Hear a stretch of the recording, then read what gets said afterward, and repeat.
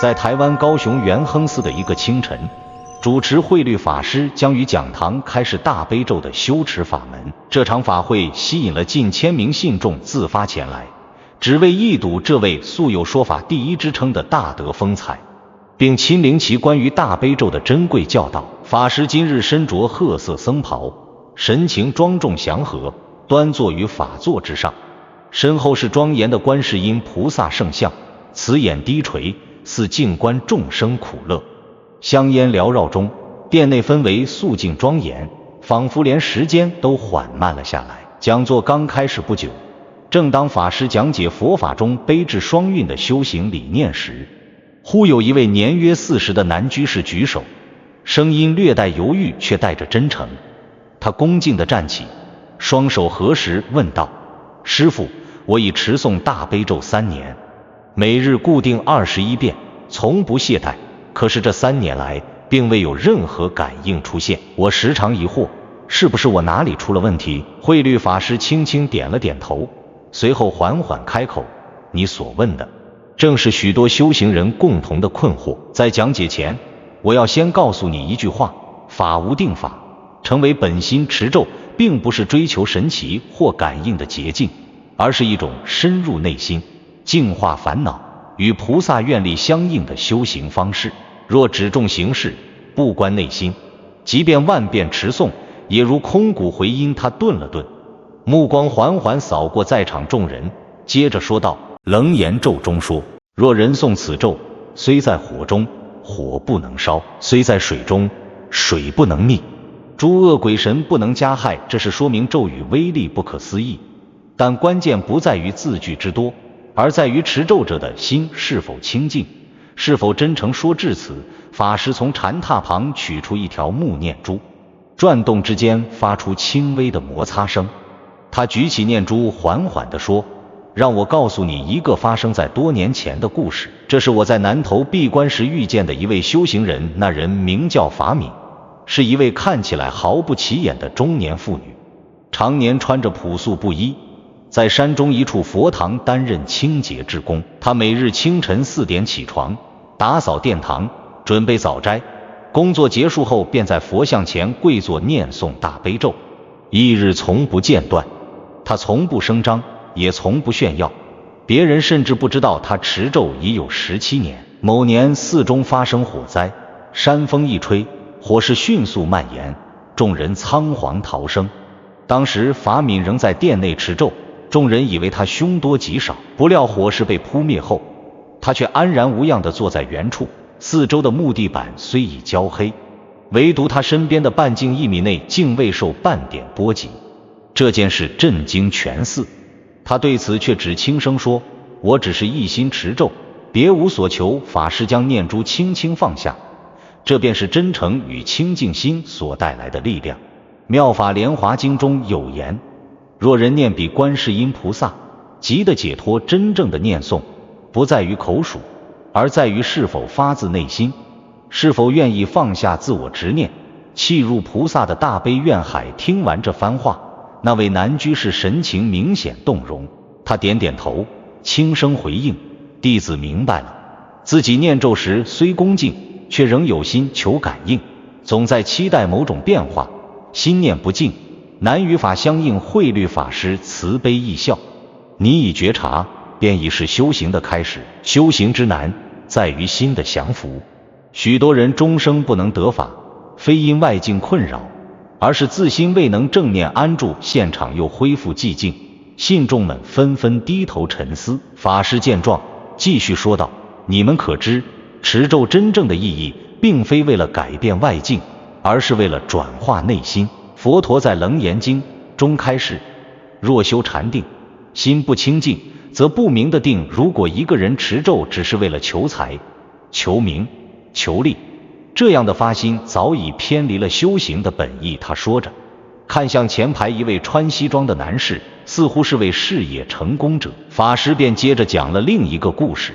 曾有一位富商，事业一度蒸蒸日上，听说持大悲咒能得菩萨护佑，于是开始每日念咒100遍。他的目的是求得更多客户，获得更大利润。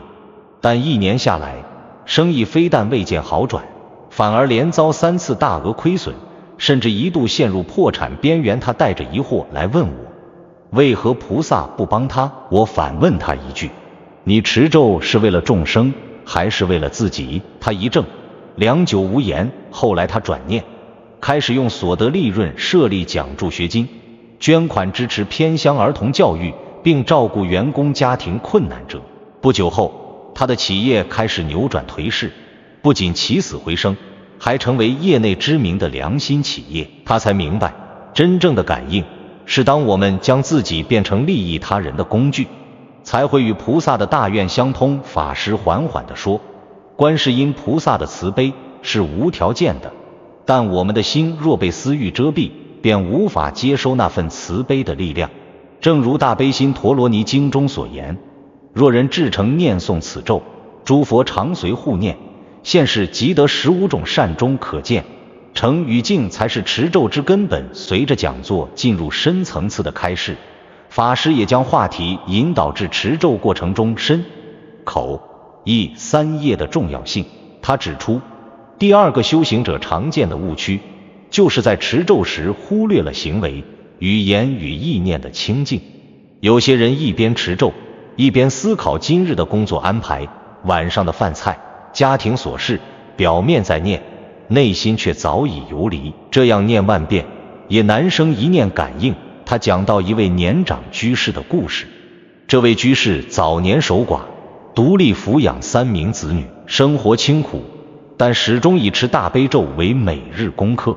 他常说，我没有文化，但我有这部咒语陪着我。然而多年下来，他始终没有感受到内心的安稳，反而常为家庭琐事烦恼。后来他遇到慧律法师的讲座，听到持咒前应令身心清净的教导后，开始每日沐浴焚香，整理环境，以最恭敬的方式面对修持。在这份仪式感中，他渐渐找到了内心的秩序。3个月后，他的气色变好，精神也变得沉稳，连子女也感受到他身上那种平静祥和的变化。持咒是一场身心的训练，不是嘴巴念念就可以得到果报。法师的语气始终平和，但语意之中却直指人心。正如华严经所说，若人欲了知3世一切佛，应观法界性，一切唯心造。我们今天的修持其实是在修心，心若不净，一切努力皆成空。法师说到此处，轻轻敲响手边的引磬，清脆的声音穿透整个殿堂，仿佛唤醒了每一个沉浸在自我意识中的人。众人沉静，空气中弥漫着一种无形的庄严。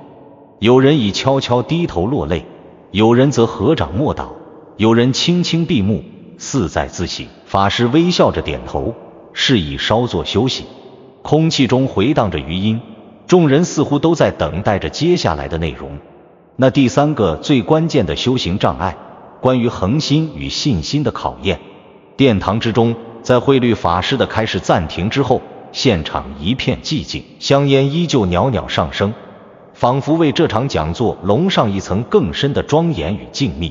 每一位信众都在反思自己过去的修持是否落入了法师所说的误区。他们或低头默想，或轻声诵念佛号，空气中流动着一种肃穆与觉醒的氛围。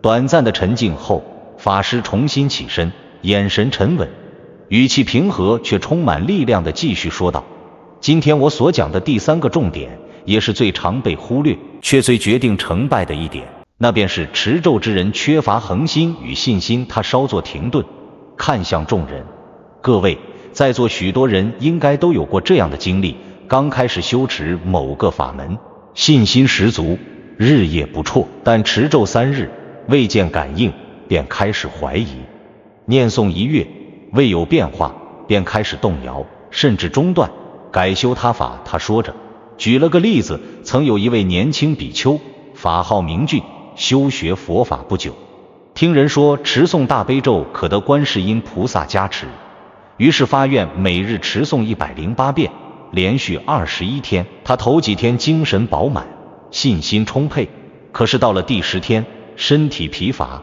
心生懈怠，又未得明显感应，便开始怀疑我持的是不是错的咒？是不是观世音菩萨没听见？到第15天，更因朋友推荐修《金刚经》念诵，便中断了持咒。他来向我请益时，满面疑惑。我便问他：你若播下了一粒种子，每天浇水3天，就挖开看看有没有发芽，再埋回去，又浇水3天，又挖一次，请问这样的树能长得出来吗？法师顿了顿，现场有人会意轻笑，也有人默默点头，眼中浮现悔意。佛法讲一门深入，常时熏修。古德说，道在日用常行中，功夫在不舍昼夜间修行，要的是坚持与不动摇的信心。持诵大悲咒也一样，它不是求速成的工具，而是净化内心的长路。法师接着讲述了一个来自唐代的真实公案。他说，有一位名为怀素的高僧，青年时便立志修持大悲咒。他隐居于深山，每日不离此咒，早晚课诵，从不间断。寺中同参都修不同法门，劝他不要太执着，他只是微笑回应：我愿一门深入，求与菩萨悲愿相通。20年后，有一次寺中失火，众人慌乱逃命，唯独怀素法师静坐不动，口诵大悲咒，结果火焰绕身而不侵，甚至连屋梁倒塌也恰巧避开他坐禅之处。此事震动一方，人们敬仰他持咒感应之力，而他始终低调，只淡淡地说：此非我力，是观世音菩萨慈悲之护。法师以此提醒在座信众，各位真正的修行者，是在漫长岁月中安住初心，在寂寞无声中持续不懈。你若问我3年念大悲咒为何无感应，我会反问你：3年之中，你是否日日都用清净心、恭敬心、恒常心持诵？你是否在生活中真正践行菩萨的大悲精神？说到这里，一位年约50的女居士忽然站起，声音微颤：师父，我曾经也是这样。我持咒刚满半年时，因父亲重病，求菩萨加持保命，但父亲终究往生了。我一度以为是我咒念不成，或是菩萨为怜悯我。那段时间我几乎放弃了修行。他语未完已泣不成声，法师不打断，只安静地看着他，眼神柔和。待他情绪稍缓，法师缓缓开口：你能站起来说出这一段经历，就是你心中仍有佛，仍有菩萨。世间因缘有时并非我们能左右，生死有其定业，非咒语之力能全然扭转，但我们能做的是以咒语净化内心，以慈悲陪伴至亲，走完最后一程。他继续说道：你父亲虽离去，但你持咒的功德未失，这份功德或许化为你父亲更好的去处，也可能转化为你内在的成长，使你更坚强、更慈悲。正如佛说《观无量寿经》中所说，若有众生念佛、念法、念僧，虽一念功德，不失于后，功德从不消失，只是未必以你期待的方式显现。听到这番话，那位女居士已止住泪水，轻轻合掌，久久不语。法师此刻话锋一转，再次引用经典。他说道：大悲心陀罗尼经中提到，持咒者将获15种善终之报，其中之一便是命中的见观世音菩萨，临终不堕恶道。这便说明，真正的回报未必立现于眼前，而是在生死关头乃至来世之际的真实安稳。但各位要记住，这些利益都只是助缘，持咒的根本目的不是为了换取感应或福报，而是为了与菩萨的心愿相契。法师举起手中的大悲咒法本，沉声说道：持诵这部咒语，就是每日与观世音菩萨对话，是向他学习慈悲，学习舍己为人，学习在逆境中不动摇信念，这才是他的核心价值。接着他讲了一个不为人知的小故事，那是他初出家不久，曾在东部偏远山村讲经。当地一位10几岁的少女，因家境贫寒未能上学，平日里帮母亲务农。有一天，她在小庙中拾到一本破旧的大悲咒抄本，从此每日念诵。没人教她如何持咒，她就自己学，自己默念。村中人笑她痴傻，她也不理会。3年后，她父亲从山崖跌落，昏迷数日，医生断言命危。他不吃不喝，只守在床边持咒昼夜不歇。第7日，父亲苏醒，医生说医学上无法解释。他没有炫耀，也没有去传播，只在村后的庙中多添了一盏油灯。他说，这是为所有像我一样无助的人点的光。法师感叹道，真正的感应不是雷霆万钧，天地变色，而是在你最艰难的时候，有一份力量撑住你，不让你倒下。在你最迷惘的时候，有一个声音让你不放弃。这就是大悲咒的真实用处。它缓缓合掌。我见过太多修行人因为持咒而改变命运，因为恒心而看见菩萨，也见过太多放弃的人，永远在怀疑和换法门中徘徊，终究一无所成。接近讲座尾声，法师将整个开示总结为一句：持咒修行须避3忌，一者心念不正，二者三业不净，三者信心不坚。能持此戒，方能感应道交，与佛菩萨心心相印。最后，慧律法师站起身来，整肃僧衣，朝观世音菩萨像深深一礼。他的声音再次响起，愿今日所说能让各位回家之后不只记住方法，更记住那份修行之心。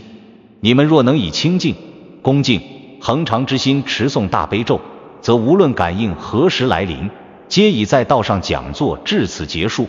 全场沉默良久，随后殿内响起整齐而深沉的合掌声，如涛如海，久久不息。众人心中有一股力量被唤醒，那是从佛法中升起的信念，从观世音菩萨悲愿中点燃的光。此时檀香正盛，微风轻拂，仿佛天地也为这场讲座深深礼敬。